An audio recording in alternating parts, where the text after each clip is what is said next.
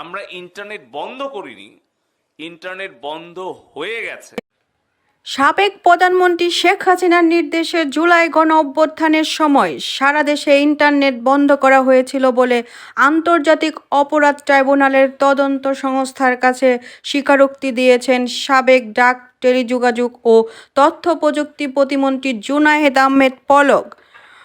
Internet বন্ধের যে নাটক করা হয়েছিল সেটি কোনো দুর্ঘটনা ছিল না। খায়ের টাওয়ার বা কোন টাওয়ারে আগুন লেগেছে এগুলোর কোনো ব্যাপারই ছিল না।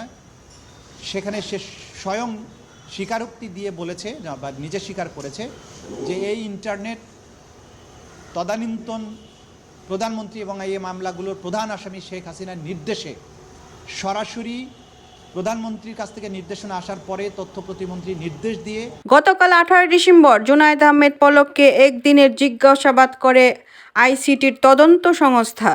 আজ বৃহস্পতিবার ট্রাইব্যুনালের সাংবাদিকদের একথা জানান চিফ প্রসিকিউটর মোহাম্মদ তাজুল ইসলাম।